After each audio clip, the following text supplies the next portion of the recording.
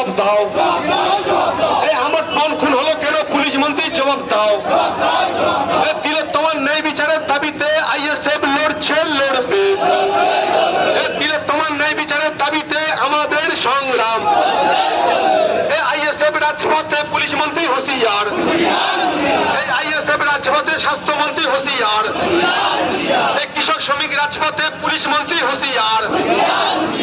তিলোত্তমার ন্যায় বিচারের দাবিতে আইএসএফ লড়ছে, লড়বে। আমার বোন খুন হলো কেন পুলিশ মন্ত্রী জবাব দাও। এই প্রশান্ত মন্ডলকে খুন করা হলো কেন পুলিশ মন্ত্রী জবাব দাও। এই সাবির মল্লিককে খুন করা হলো কেন পুলিশ মন্ত্রী জবাব দাও। এই বিচারের নামে সিবিআই এর তালবাহানা মানছি না, মানবো না। এই বিচারের নামে সিবিআই এর তালবাহানা মানছি না, মানবো না। এই রাজ্য সরকার আর কেন্দ্র সরকারের অসম্ভবতার ধ্বংস হোক। এই বিচারের নামে সেন্ট্রাল গভর্নমেন্টের রাজ্য সরকারের অসম্ভবতার ধ্বংস হোক। এই তিলোত্তমার ন্যায় বিচারের দাবিতে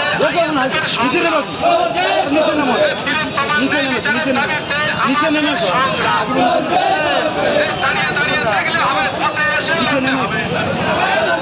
দাঁড়িয়ে দাঁড়িয়ে দেখলে হবে, পথে এসে লড়তে হবে। দাঁড়িয়ে দাঁড়িয়ে দেখলে হবে, পথে এসে লড়তে হবে। পুলিশ মন্ত্রী জেনে রেখো, পুলিশ দিয়ে আইএসএফের তত্ত্ব করা যায় না, যাবে না।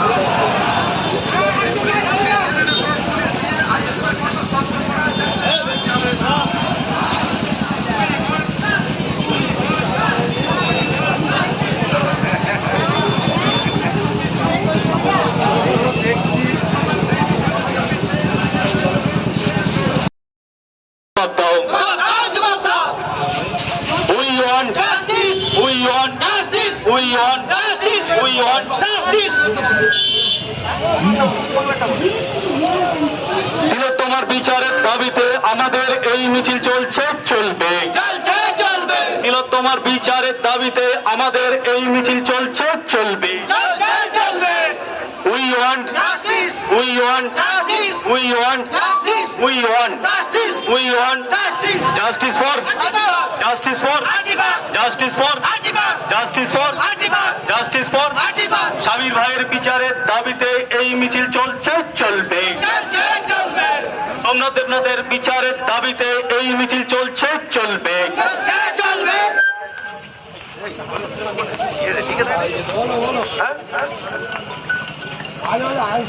হ্যালো, রবীন্দ্রনাথের এই বাংলায় দর্শকদের ঠাঁই নাই, প্রীতিলতার এই বাংলায় ধর্ষকদের ঠাঁই নাই, এই রবীন্দ্রনাথের এই বাংলায় ধর্ষকদের ঠাঁই নাই। বন্ধুগণ, আমরা আজকে রাস্তায় এসেছি আমাদের প্রতিবাদ মিছিল। আর তিলোত্তমার খুনিরা যারা আরো যারা যুক্ত আছে এর সাথে, প্রত্যেককে গ্রেফতার করতে হবে এবং দ্রুত বিচার করে তাদেরকে শাস্তি দিতে হবে।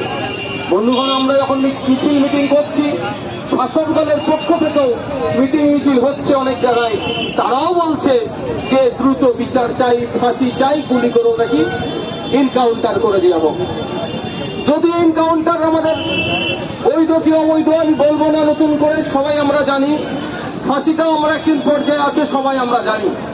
কিন্তু দুর্ভাগ্যের বিষয়, সকালে বলছে এনকাউন্টার করা হোক, সকালে বলছে ফাঁসি দেওয়া হোক, আর যে 11টার পরে কোর্টে যখন সুপ্রিম কোর্টে যাচ্ছে এই মামলা নিয়ে, তখন দেখছি আমাদের রাজ্য সরকারের পক্ষ থেকে ওই সমস্ত খুনিগুলোকে, ধর্ষকগুলোকে বাঁচানোর জন্য 11টা নয়, 12টা নয়, 21-22টা অ্যাডভোকেট দাঁড় করাচ্ছে আমার রাজ্যের পক্ষ থেকে।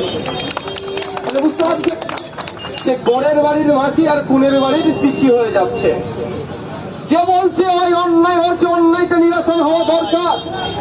যে রাজ্য সরকার বলছে যে তিলোত্তমার সাথে যে ঘটনা ঘটেছে খুবই গরিব কাজ হয়েছে, এটা হওয়া উচিত নয়, এটাকে বন্ধ করতে হবে, সেই রাজ্য সরকারের পক্ষ থেকেই সুপ্রিম কোর্টে গিয়ে আবেদন করছে, হুজুর যদি 3-4টে দিন পিছিয়ে দেওয়া যায় এই মামলাটা। আরে আমরাও চাইছি দ্রুত বিচার হোক, আর রাজ্য সরকারও বলছে দ্রুত বিচার হোক। তাহলে রাজ্য সরকারের আইনজীবীরা গিয়ে কেন সুপ্রিম কোর্টে বলছে মামলা ডেট পিছিয়ে দেওয়া হোক? ডাল মে কুছ কালা হ্যায়। সেই ডালের মধ্যে কি কালো আছে আমি কয়েকটা আপনাদের বলবো। আপনারা জানেন ইতিমধ্যে চালা থানার ওসি সাহেবকে সিবিআই অ্যারেস্ট করেছে। আমি যতটুকু সময় আমি যখন জেলে ছিলাম আপনারা জানেন, সেই সময় বিভিন্ন অফিসারের মাধ্যমে অনেকের সাথে আমার পরিচয় হয়েছে। সেই জায়গা থেকে জানতে পেরেছি চালা থানার ওসি কিন্তু অন্যান্য অনেক জায়গার ওসির মতো সিটডালা বিক্রি করার লোক নয়। তারপরেও তাকে করতে হয়েছে কেন? আপনার এলাকায় যারা ওসিআইসি আছে জিজ্ঞাসা করবেন। ওসিআইসিদের ওপরে এখনো অনেক কটা স্যার থাকেন। ওয়েস্ট বেঙ্গলের ক্ষেত্রে ওসি স্যারের ওপরে সিআই স্যার, তারপরে ডিএসপি স্যার থাকেন, অ্যাডিশনাল এসপি স্যার থাকেন, এসপি স্যার থাকেন, আবার তারপরে চলে যায় কোথায় ডিজি স্যার। আর ক্যালকাটা পুলিশের ক্ষেত্রে ওই ওসি স্যার থাকেন, এসি স্যার থাকেন, পিসি স্যার থাকেন, তারপরে সিপি স্যার থাকেন। তো কোনো প্রত্যেকের উপরে একটা করে স্যার লাগিয়ে দেওয়া আছে।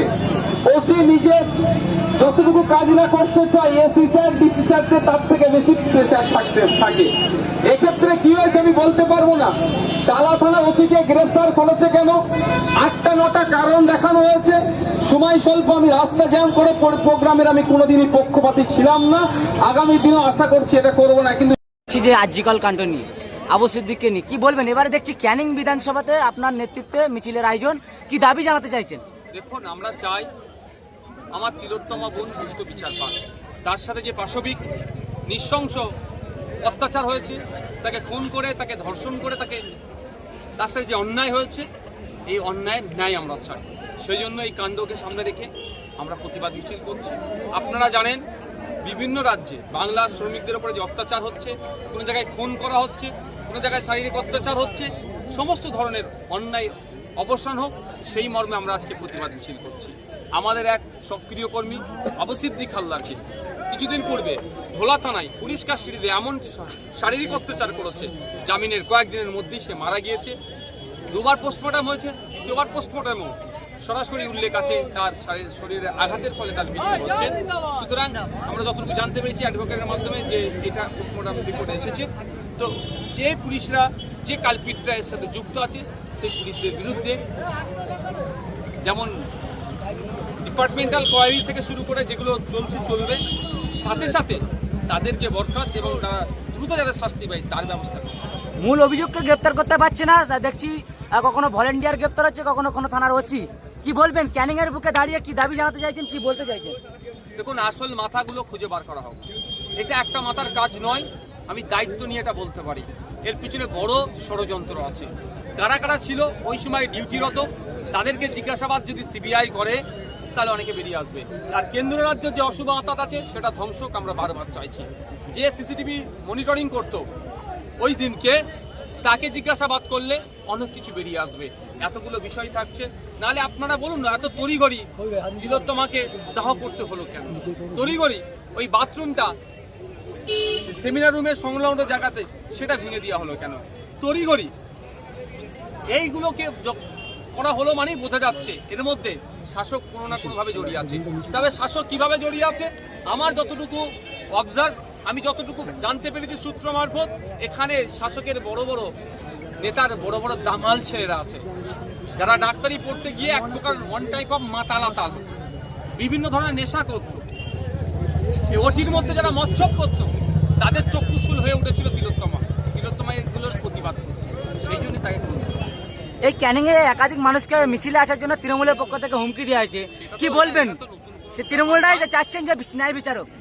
এটা নতুন কোনো ব্যাপার নয়, তৃণমূলের একটা কালচারে পরিণত হয়েছে। যে তৃণমূল চাইছে দ্রুত বিচার হোক, সেই তৃণমূলের মানে যে থেকে জিতে সরকার আবার কোর্টকে বলছে একটু ডেট পিছিয়ে দেওয়া হোক।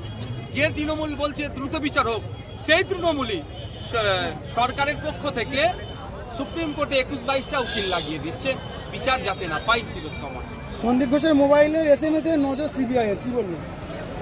সিবিআই যদি সঠিকভাবে তদন্ত করে, দুবাই থেকে হয়তো তিলোত্তমার খুনিদেরকেও হয়তো পুলিশ নিয়ে আসবে বা সিবিআই ধরে নিয়ে আসতে পারে। জুনিয়র ডাক্তাররা মমতার সঙ্গে বৈঠকে বসতে চায়। জুনিয়র ডাক্তারদের দাবি যে মানে মিডিয়া থাকবে, লাইভ স্ট্রিম হবে, কিন্তু মুখ্যমন্ত্রী বলছে আমি লাইভ স্ট্রিম করবো না, কখন মিটিং হবে। এই বিষয়ে কি হয়ে গেছে তো মিটিংটা, যখন হয়ে গেছে সেই বিষয়ে আর বিতর্ক করবো না। তবে এতটুকু বলতে পারি, মমতা ব্যানার্জির প্রশাসনিক বৈঠকে কিন্তু লাইভ হয়। কার বুড়ি বড় পুলিশের, কার ভাগটা করে নেবে, এটা তুমি দেখে নেবে, ওটা তুমি দেখে নেবে, সব এখানে চাওয়ার জায়গা নয়, এই ধরনের কথাও কিন্তু মমতা ব্যানার্জি লাইভে উনি বলছেন এই তুই বোম্বা দিস তোর বাস স্ট্যান্ডে কি হবে, এটা উনি লাইভে বলছেন। তাহলে দুনিয়ার ডাক্তারদের সাথে লাইভ করতে অসুবিধা করছে। শওকত মোল্লা ভাঙড়ের দায়িত্ব পায়। এটা এই জায়গাটা হচ্ছে পরেশরাম দাস সাহেবের, হ্যাঁ পরেশদার এলাকা, ওর নাম দিয়ে এখানে হাইলাইট করছে।